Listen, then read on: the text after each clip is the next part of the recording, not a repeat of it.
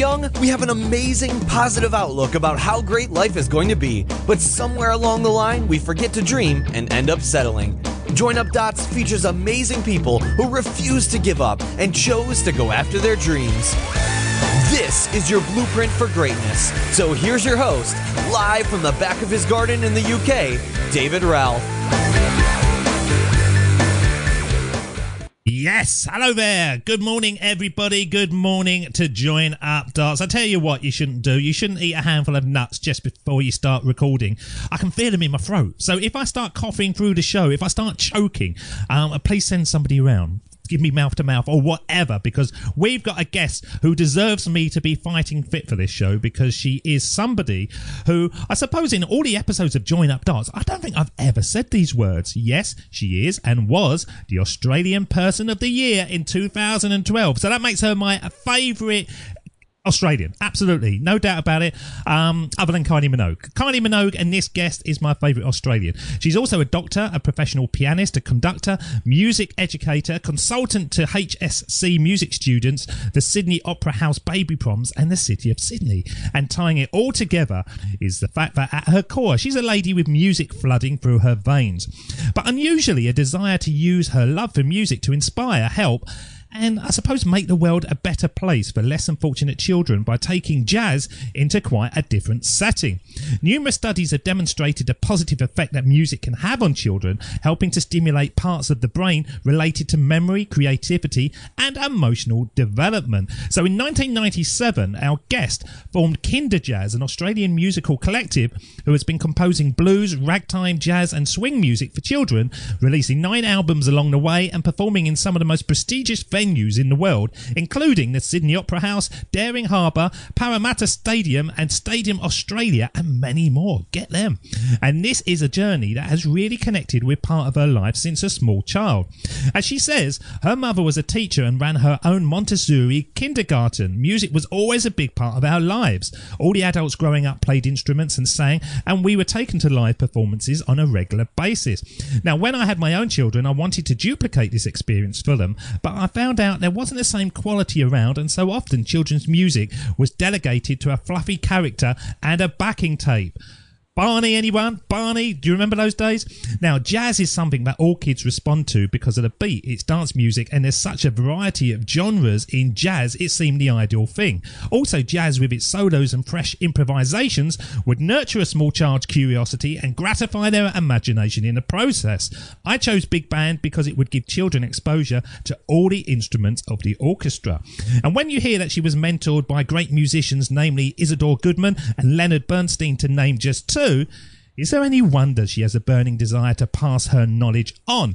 So when she sees her sick child smile and clap along to the infectious beats of live jazz, how does she remain professional and not crumble into a pile of soggy tissues? And are there more and more of these kind of music groups occurring in the world, as it seems to me to be the perfect match of inspiration and fun that can only help the healing process along the way? Well, let's find out as we bring onto the show to start joining up dots with the one and only Dr Christobel Llewellyn. Good morning or good evening to you. How are you today? Very well, thank you. Wow, what an introduction. That's amazing. Thank you. Yeah, but that's you, isn't it? That is you. You've got out there, you've done the stuff. I join up the dots and I bring it to you in 1 3-minute burst. Does it sound exciting? Would you like to meet that person? Yes, I would. It sounds amazing.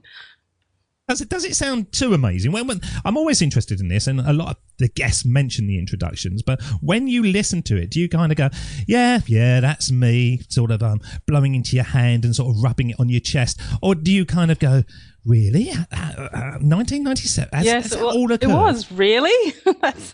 That's what we've achieved, but I have to say it's not me. It takes a village. And what do you mean by the village? There are lots more people than just me. The musicians are absolutely amazing, top of their game. Each and every one of them's a virtuoso. We wouldn't have been able to do it without them. We wouldn't be able to do it certainly without David Llewellyn, my husband, who writes all the lyrics and all the music. And he's actually from England. He's from Ipswich. You know my favourite football team of all time? There you go. It's such a small world. It's a small world. Ipswich Town Tractor Boys. If anybody wants to become an Ipswich Town supporter, be ready for sort of disappointment. But that's who you've got to connect with. That's my team. Yeah, Ipswich Town. So yeah, we've got something in connection. So, but I always think this, but people are very humble and they say, "Oh, it's so much than just me." But it takes somebody to put it together. It takes somebody to have that forethought and desire and that vision and that ability to overcome that somebody else must have done this already, or it's not going to work, and all those self-limiting thoughts.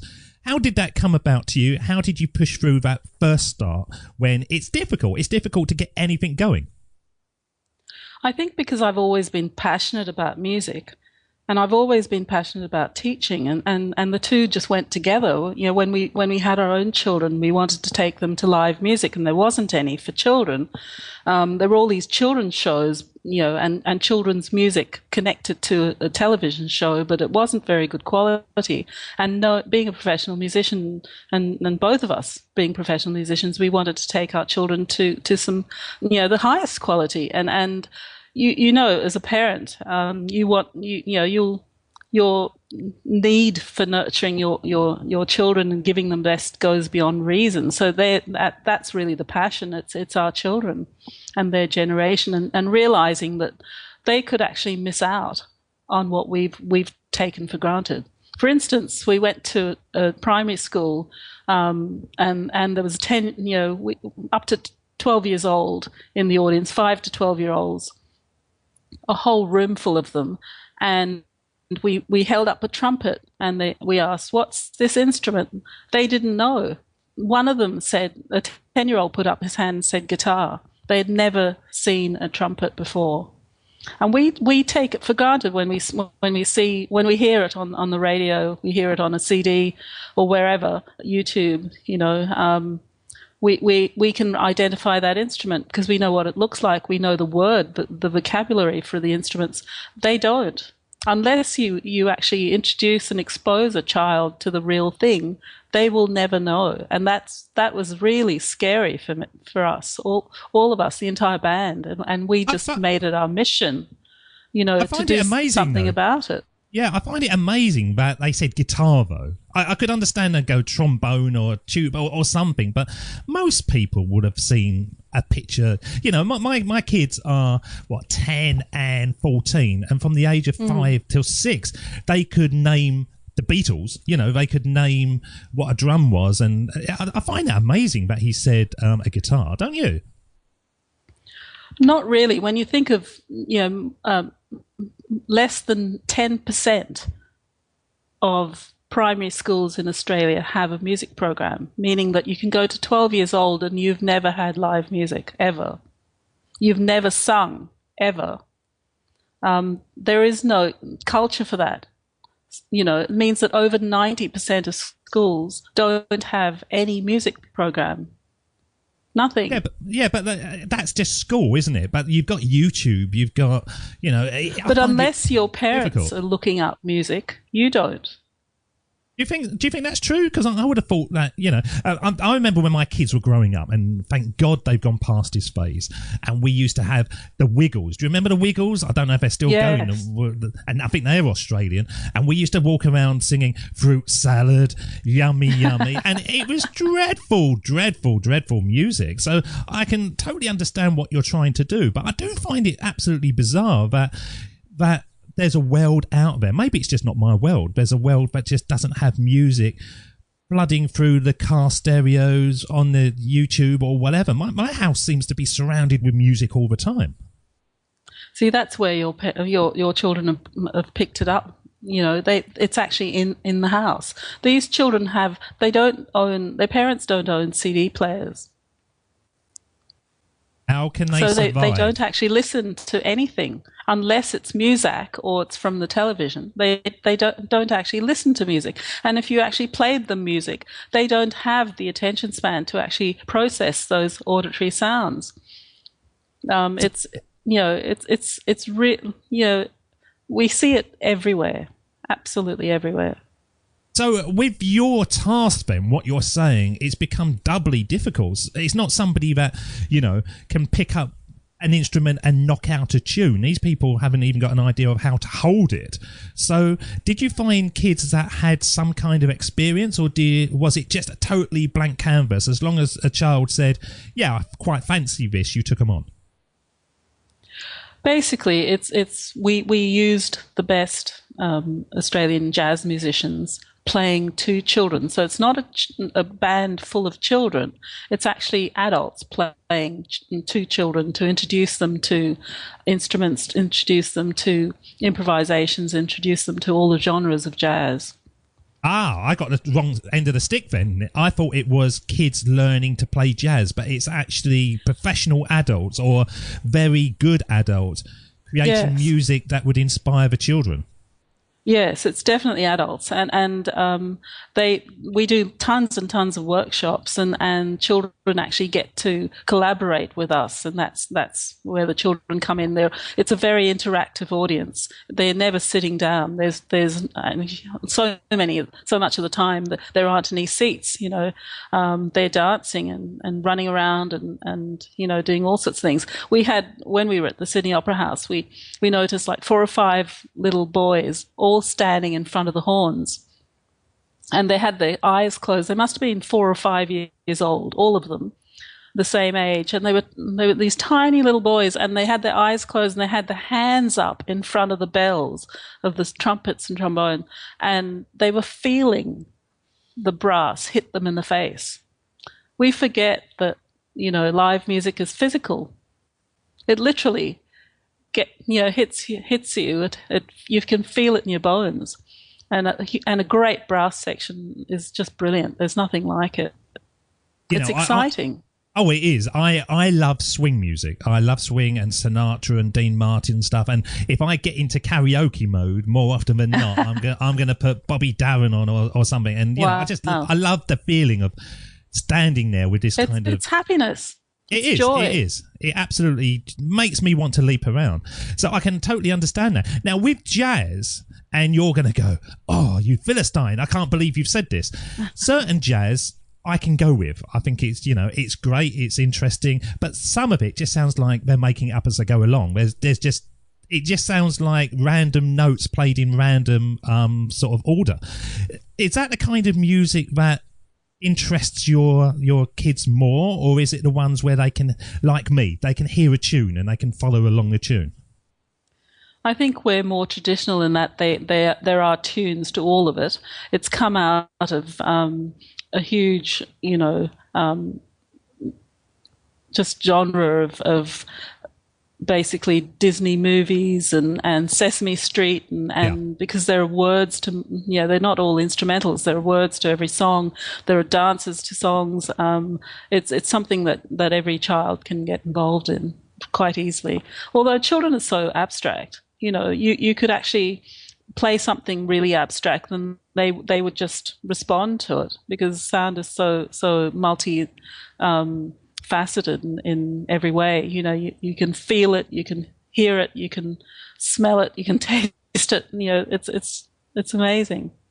And what about, you must do look for the bare necessities are simple. You must do that one, I do you? love Jungle Book. That's got to be my favorite. And actually, it comes off all of those huge jazz soundtracks, those swing soundtracks. I mean, even Monsters, Inc.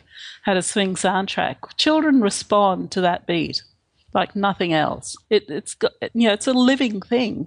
It just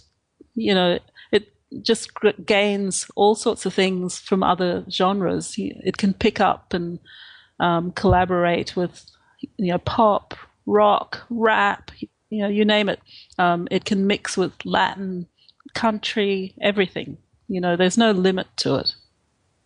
Now, my daughter is currently got the lead part. She's got Timon from The Lion King, and she's a meerkat. So we're big on Lion King music in the house, Hakuna Matata, and all that kind of stuff. And it's music that Disney music is beyond brilliant. really, and Pixar music is the same because it connects all of us. My first album I ever bought as a kid was 20 classic Disney themes, and I still would put that on today and smile. Yeah, I don't sort of play it very often, but if it comes on, I know the words and I will sing along because it does connect with something that is life affirming somehow, isn't it? Yes, yeah, it really does, and that actually hasn't changed. You know, every child I've spoken to has been influenced by Disney in a big way. They love all those songs, they love all that music, and it's rich because they use full orchestrations, big orchestras, the best recording artists, session musicians. You can hear it, you can hear the quality, and we've tried to aim for that quality. And hopefully, you know, we'll get there. Now, if you look at what you're doing, so let's sort of take it away from the concept, but actually the practicality of it. How do you get that music out to the world? Now, we've been connected by an agent in America who's doing a great job for you by promoting your product and getting it out there. But in the early days, when it's something that is new, you're forming it, how do you get it out to the world so people will go, yeah, okay, I'll have them on my stage. That sounds good. Basically, we just did it through performances. We did lots and lots of performances at festivals. Obviously, we can't, you know, do a child's birthday party, although actually we did a 5-year-old's birthday party. They booked a 12-piece jazz orchestra. Mind you, the dad was he was a developer of apartments in Sydney, but yeah, you need to be able to pay for a big band. It's not cheap. But we did masses of festivals, you know, all the big venues, the Opera House and the stadiums and that kind of thing. Carols in the Domain, for Channel 7, the Olympics, you know, all the big stuff. There are plenty of places to play, and basically we sold CDs online through our website and at gigs. And I think for the first 10 years it was word of mouth. Well, this is what I'm leading to. Yeah, with the word of mouth, this is the key point. You say the first 10 years. Now, that is the stumbling block for so many people, isn't it? Where they think that they're going to do something and within 3 years it's going to be a global success or whatever. But you were willing to go through that 10-year journey with very small chunks just by word of mouth. Was there any time in that where you thought, this is never going to take on, or were you just happy with where it was? I think it's always paid for itself. In those 10 years, we covered costs, and that's really all I wanted to do. We've both of us, and the band included, we've focused on the music. We wanted the music, just like your sound. You know, we were obsessed with having the best music, because if we were going to be a big band for children, we didn't want to be less than the best. Yeah. And, you know, following on from Disney and Pixar and Sesame Street, and all the big swing orchestras, you know, they were really amazing. You know, the instruments, the arrangements, the melodies, the rhythms, the harmonies, everything was top notch. All those arrangers were absolutely the best of the best. And we've tried to continue that for this generation, because I think introducing children to music is probably one of the best things you can do. It opens them up to a whole new world. Oh, there you go. That's a Disney song for you. Yeah, you should have burst into song there. I was waiting for it. Does it say that you're a singer in the introduction? It doesn't, does it? Did you burst into song? No, I'm not. What about in the shower, Christobel? Do you in the shower? Oh, I sing all the time, but you know, I sang to my children. I think all our children are marinated in music. I think we had a soundtrack for everything. They did, and it just seemed the natural thing to do. And do you have a sort of an ill feeling towards the Wiggles because of the quality of music that you're trying to present? Do you look at bands like that do sort of dumb it down? and think to yourself, not at all. The don't? Wiggles are for under fives, and they've just done an amazing job. They've worked really, really hard, and I just take my hat off to them because they've done the hard yards. They're really enthusiastic about their audience, and they've made it in the big world, and hats off to them, really. I love the fact that you see the work ethic. You realise that actually they've done the small steps that have led to the big success. They've done the kids' birthday parties. They've done the sort of very rubbishy TV appearances, and it's moved on to something, which is I come back to what I said earlier. It's the stumbling block, isn't it? That's what stops people in their tracks. They look at the overnight success. I was talking about this the other day. I saw Coldplay at Glastonbury, and I went onto YouTube, and they were amazing, and they were amazing at the Super Bowl as well in America. And I went back on YouTube, and you can find Coldplay's first ever gig. And somebody actually filmed it, which is amazing. Wow. And they were only a band for 2 days before their drummer said, "Come on, we've got to get a gig." And they said, "We're not ready for it. We're not ready for it." And they only knew enough songs, so they played the same song twice. And you can actually see, they just weren't anything special. But 20 years later, oh my God, it's Coldplay, and we're all going to go. And that's what I try to get through in Join Up Dots. I try to get that belief that if you do it and you find that thing that you love and you really love and you want to become better and better and better at it, after a while, that silence becomes a noise, and that noise becomes infectious, and then people start looking in your direction. Have you felt that with yourself, that at the beginning it was literally crickets, but little by little by little, people are looking at you now as the overnight success, the Coldplay of jazz? Yes, very much so. It does take a lot of time, and people forget that. But, in the meantime, we were happy to do it because we were always going to be musicians. This is our full-time job. We don't do anything else but music. So whether we were involved with Kinderjazz or whether we were involved with other bands, and every single one of every chair in Kinderjazz has their own band. So when they come together, it's a super band because they only come together to play to children. And I think that's pretty cool. Well, let's play some words now, and that's going to lead us seamlessly onto the second stage of the conversation. These were words that have been said a couple of years ago by Jim Carrey, but we listen to them every day. Here he is, Jim Carrey. My father could have been a great comedian, but he didn't believe that was possible for him. And so he made a conservative choice. Instead, he got a safe job as an accountant, and when I was 12 years old, he was let go from that safe job, and our family had to do whatever we could to survive. I learned many great lessons from my father, not the least of which was that you can fail at what you don't want, so you might as well take a chance on doing what you love.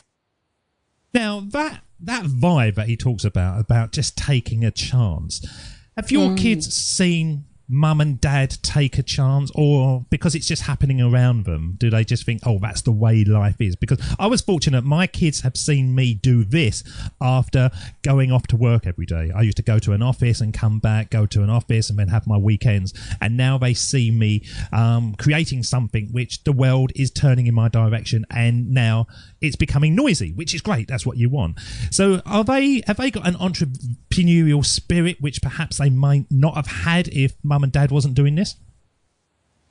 Absolutely. It's very much a family business. When they were, I think, 4, 5, and 6, they were at the CD table, merchandise table, selling CDs, and they just grew up with it. They know how to do graphic art, and they know how to do a website. They know, all the little things and not so little things. They've just grown up with it, and I think it's made them very capable. But more than that, it's the music that they've been exposed to. They've been exposed to the best musicians in Australia and overseas, and being in that environment, that marinating of that richness has really come out in them in so many ways. I think, I'm very proud of them, obviously. And how has it come out, that sort of marinating? I think they're thinkers. they think around problems. They think outside the box. They don't have to be told what to do. They can self-motivate. They can play instruments. They can sing. They're interested in different types of music. They've got long lists on their Spotify and Pandora and all those things that they listen to online. They read voraciously. They're interesting people. And do you think that they will move on to working in an office 9 to 5, or do you think that they will be creating their own economy? I think a bit of both. I'd never presume to, predict what they're going to do, but I think they'll do lots of different things. I don't think they'll do just one thing. Because there's a world out there, isn't there? That's what I've tried to get in front of my children. That the fact that, I went for years and years and years to an office because basically I didn't know what I wanted to do. And all the way through there, people used to say to me, you should be on radio. Oh, you should be doing this. You should be doing that. And of course, technology wasn't around in those days to be able to do this, but now with the kids coming through, they can literally create their own TV station and their own radio stations and record albums at home. They've got so much more opportunity, haven't they, to create their own economy. I would love it. Although I don't want business to stop because we need people to go into offices, I would love that our grandchildren say, I had a great time. I could carry my work wherever I wanted. I travelled the world. I made love on beaches when the sun was going down, and just having experiences, because that is what makes a life rich, isn't it? Yes, very much so. And that bigness of opportunity that there is around, I think, when you travel, when you listen to different types of music from different periods, in history, it's a rich cultural mix that you're exposing children to, and it's wonderful. Would you say that one of the key messages that we're talking about here, but in life, is awareness? Looking around, seeing what's on offer, instead of just going by what your friends are doing, what your mum and dad have done, but really becoming aware. Because that's what I always teach my clients. Play around on the internet, have a look at what people are doing, grab your interest and look at what images really sort of make you feel something inside. Because I do think that the awareness is the first step of the path towards whatever life you want. What do you feel? I think it's really interesting that there is no school in the world that teaches dance to every single child in the school. There is no school in the world that teaches singing to every child in the school, and the reason that there isn't is because we're kind of locked into that industrial sort of model where you choose your subjects so that you can get a job. But I just think that with automation and robots and technology, that the technology is actually going to take your jobs, and the middle class that's actually been created by the Industrial Revolution will actually deplete. There mightn't be a middle class if there are no jobs. So we really need to be creative thinkers more than ever. We need the creative arts, the dance, the drama, the music. We need to be able to think on our feet. We need to be able to move. We need to be healthy. Mind, body, and soul, we need to be healthy more than ever, because the world's changing so much. These children in kindergarten, they won't have just one job. They'll have about 14 different careers in their lifetime. And we can't imagine what that's like, because 95% of those careers haven't been invented yet. But the problem with it all is that it's lack of inspiration, isn't it? When you're at school, yes. I can play the piano. And I basically sat down at the piano one day, and I read this, and I don't know whether you agree with this, but they say that everyone can play an instrument, but you've got to find the right instrument for you. There's some kind of, way your brain operates. So I sat down at the piano, and within 3 minutes, I was picking out the tune to Star Wars or something, only with one finger, but I could just do it. And then by about a week later, I was using the other hand. And I've never had a lesson in my life, because I used to go to the music lessons at school, and I'd sit on the piano and I'd say to the teacher, yeah, have a listen to this, this is what I wrote last night. And he would say, no, let's just get down. And he just was boring, so boring that I kind of became anti-music. I liked to sit there and do plinky, plinky, plinky and just see what come out. And they wanted to structure me. And so I lost the enthusiasm. Now, I've got a piano 2 inches away from me here, but I jump on all the time and just have 5 or 10 minute bursts of, as my family say, having a plink. And then that does me. I sort of move on to other things. But it's that inspiration. It's that desire to do it and become better just because you want to. That is missing, I think, in school and certainly in the sort of music lessons. What do you think?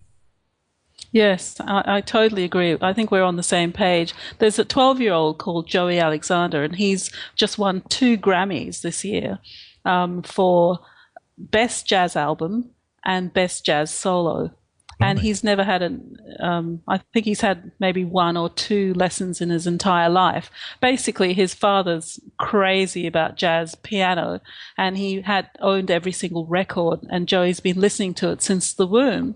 And someone gave him a piano at the age of 6, and he crawled onto it and started playing, and he's amazing. He's playing with everybody. He's now living in New York, playing with Herbie Hancock and Wynton Marsalis and all the jazz greats, touring the world at the age of 12, having had won 2 Grammys in February. It's that proves your point. There was a guy on the radio the other day who was playing the piano, and it was great, whatever he was playing sounded amazing. And then they said he's got one hand, and I thought, how the hell do you do that with one hand?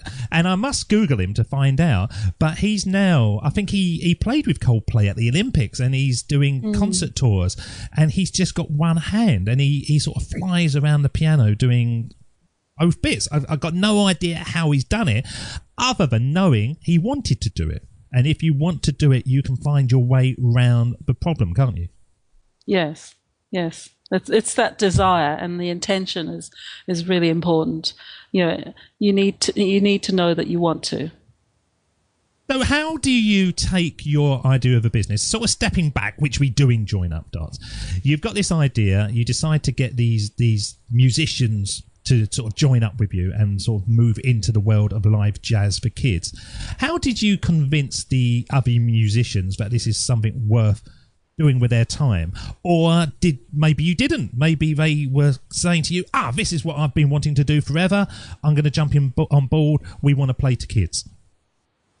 I think we were very, privileged to have such great musicians in the first place, and they basically like playing. So if you pay them to play, they'll come and play.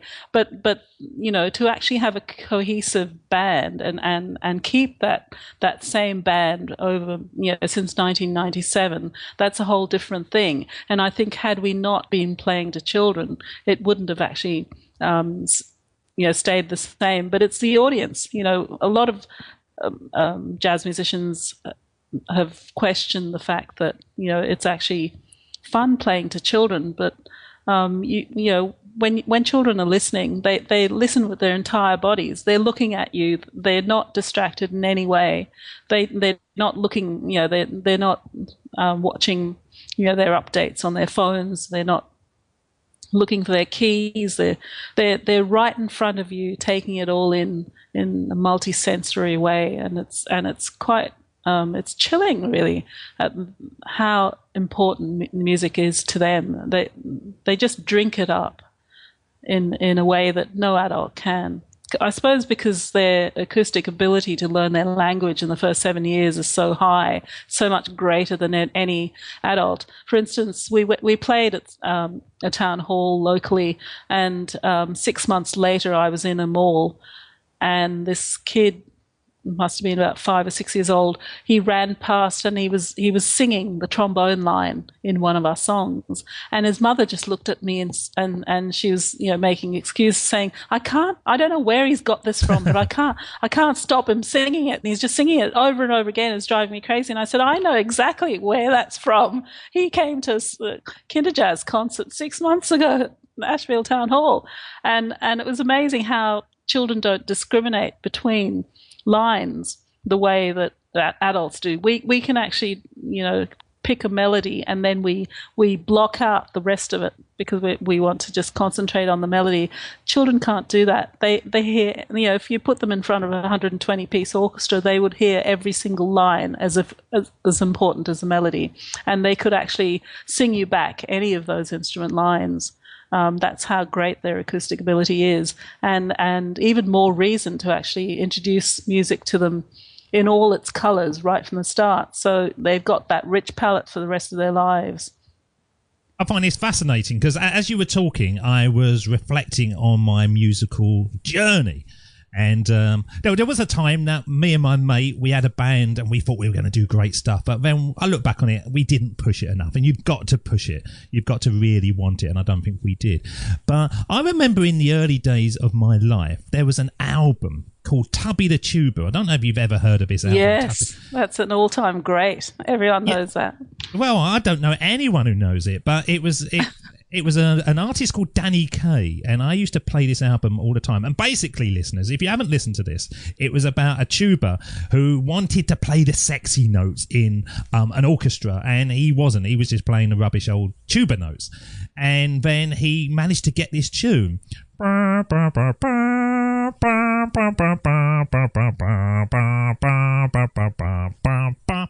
I was about 5 when I listened to that, and I'm now 46. It's still in me. It's still there, the story of Tubby the Tuba. Now, if you played me a record that's in the charts now, I can't remember it. I can't remember it 2 seconds after I've listened to it, but that Tubby the Tuba has stuck. So it is, what you're saying is absolutely right, and it's put a different spin on what I thought this show was going to be. I thought that you were connecting as a business, but what you're actually doing, you are inspiring sponges, aren't you? You're inspiring the world at that right time. We're laying that down they will memory paths that will, like they're literally growing memory sticks when they listen to Kinderjazz because it's so rich, and it's rich for a reason. Growing brains hate to be bored. They will switch off. If it's 2 notes repeated ad nauseum every 8 bars, like a lot of pop music is, not all, but a lot of pop music is, your children's brains shut off. You don't want their brains to shut off because they need their brains to learn. And it's very detrimental to them to have brains shutting off, just basically for self-preservation. You want their brains to be turned on and engaged, and so rich music and complex harmonies and rhythms and melodies and words and rhymes engage children in every single way, and it basically uses so many parts of their brain to lay down the memory of it that everything's turned on and working, and if you don't use it, you lose it, just like any muscle. So it's important. There was a school in the United Kingdom that had a group of unruly students. They probably were about 11 to 13 at that kind of awful age. I'd hate to be a teacher at that age. It'd probably be quite good when they're little, but when they get bigger and they can beat you up, I wouldn't want it. And this school was very unruly, and they started piping in, and I think it was Beethoven, it might have been Mozart, but I think it was Beethoven, just softly in the background while they were working, and it calmed them. Their studies went up. They didn't do anything other than just have this music floating in the background, and they said that it was doing something within their brain, which probably you will understand more than me, that actually made them become ready to learn, which they weren't beforehand. It puts everything in the proper place. You could have like for instance, you could have a computer and if none of the programs were connected, you couldn't actually use them. If none of the software was plugged in, you can't use it. What music does is plug it all in the right place and in the right order. You literally can't breathe without it.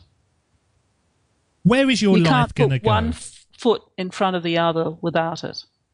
Right, so where is your life going to go, Dr. Christobel? Are you going to be the world's oldest jazz leader, or is this like part of the journey? Can you see it already branching into different areas? Have you found your thing enough to say, yeah, in the next 60 years, I'm still going to be doing this? I would love to be doing this in when I'm 60, but I'm also going in the direction of special needs because for the last 15 years, I've been musical director for the City of Sydney's Lord Mayor's Picnic on New Year's Eve. And that's a really special thing, and it's very close to my heart. The Lord Mayor of Sydney, Clover Moore, puts on a picnic for 2,000 special needs kids and their families in the Botanical Gardens on New Year's Eve from 5 till up to the 9 o'clock fireworks. And every year they dress up the gardens like a magical fantasy land. You know, we actually had Lord of the Rings once, and we had Ents in, you know, I was actually leaning against one of them eating my sandwich before rehearsals in the afternoon, and it just took off. This tree just took off, and it was someone with, you know, on stilts.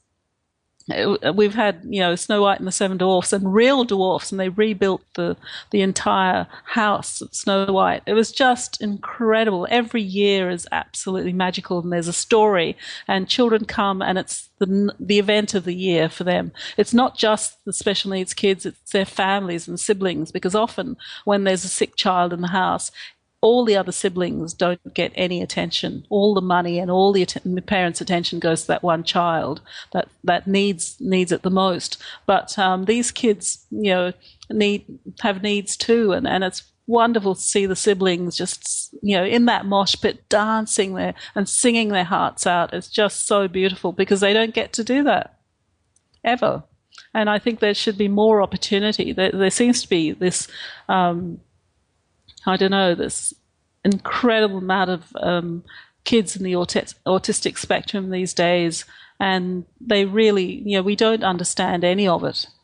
Even now, we still don't understand what autism is, because there are so many different versions of it, and every autistic child is different, and there's a huge range of, you know, from mildly autistic to severely autistic. But we've found that Kinderjazz actually speaks to these kids in this spectrum, because it's acoustic music, and that's very rare in this day and age. Everything is amplified to the max. Everything is synthesized, and yeah, it's very rare. Even the guitar solos and you know, trumpet solos and piano solos, you don't hear that many of really long, you know, solos these days in bands. And I still love that, you know, in the 80s, 70s and 80s. It was just fantastic. You know, we would wait for all those solos and improvisations. You don't get them anymore, and I think it's such a shame, because it's someone's heart and soul that you're listening to, and they're expressing themselves, and there's a freedom to jazz that's just so engaging for children. You know what I love about you? I imagine you with just big wide eyes all the time looking around the world. there seems to be a wonder that comes out when you talk. It's all about, you know, I don't imagine you're much different from what you were as a little girl. I imagine that you have bridged that gap beautifully between your younger, excitable, wonderful self and who you are today. I think that's for others to actually say, but it's hard to read a jar from inside, you know. It's hard to read a jar's label from the inside. Just say you're right. I'm the host of this show, so just say, yeah, you're absolutely right. Go on, try it. You're absolutely right, David. You know, that's the first time I've had a woman say that to me for years. The power I've got on this show is unbelievable. Well, what we've been on our first date as well. Honestly. I know. We have connected, you see. I've just been speaking to a dating expert beforehand, and he's given me super talents. He's given me ways that I can't share on a family show, but you don't want to come anywhere near me. You know, keep safe. Halfway across the world, or the whole way across the world, you're safe. You're safe, Dr. Christobel. Right, okay, what we're going to do now, we're going to play the words that made this show what it is. And he said these back in 2005. He's no longer with us, but so powerful. Steve Jobs. Of course, it was impossible to connect the dots looking forward when I was in college, but it was very, very clear looking backwards 10 years later. Again, you can't connect the dots looking forward. You can only connect them looking backwards. So you have to trust that the dots will somehow connect in your future. You have to trust in something, your gut, destiny, life, karma, whatever, because believing that the dots will connect down the road will give you the confidence to follow your heart even when it leads you off the well-worn path. And that will make all the difference. Are they words that you buy into? Yes, very much so. There is no way to know the future. We don't really know what's going to happen next, but there is that intuition, and I've always trusted my intuition, and I go with my gut feeling when I have to make a decision. I don't go by what's in front of me, and I think that's a big difference with everyone else. I can imagine something in the future, and I go with it. If it feels right, I do it. So when you look back on your whole life, and I ask literally every single guest this question, is there a big dot that you can look back on and go, yeah, that first album I put on, or that first this, or that really has led me to where I am today? I think going to a live orchestral show at the age of 5, I think that was the big thing. I realized that music had a power, and I wanted to be part of that superpower. I wanted to be part of that, I wanted to be in that happy zone. That huge orchestra, the strings, the percussion, I think they were playing Beethoven, and I just fell in love with it. It was love that did it, really. And I haven't let go. So as Jim Carrey said, you've got to find the thing you love and, take a risk. And you found your love very, very early, which was great. And I think for most musicians, they do. They find that, music grabs them at a very early age.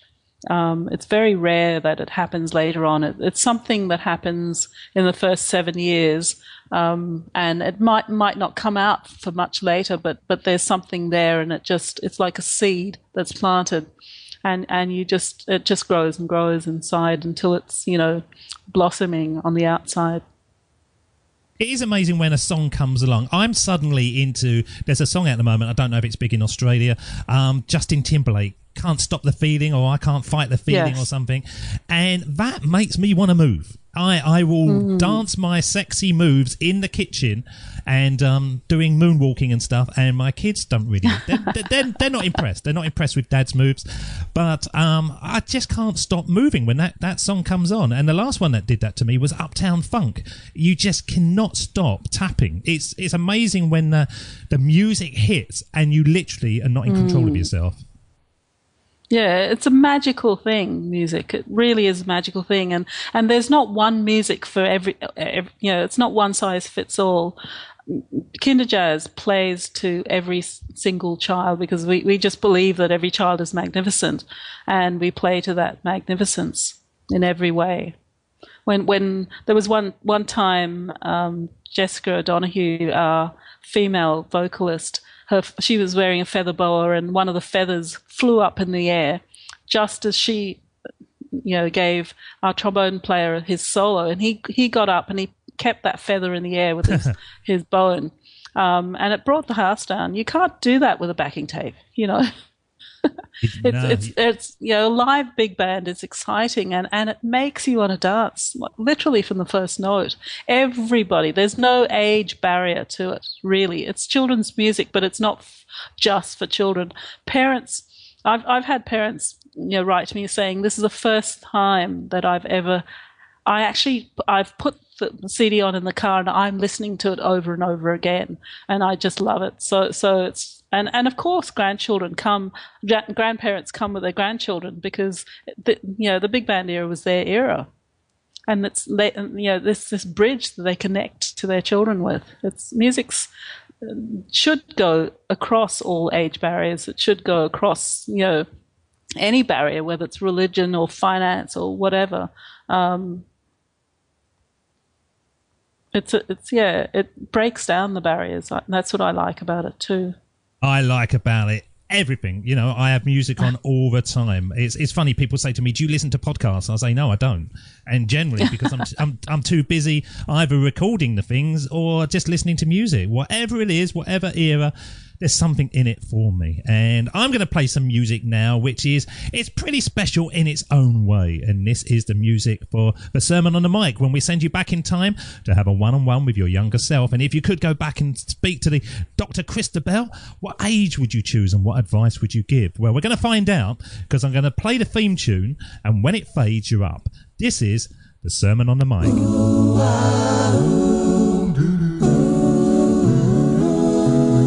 Here we go with the best bit of the show, the Sermon on the Mic, the Sermon on the Mic.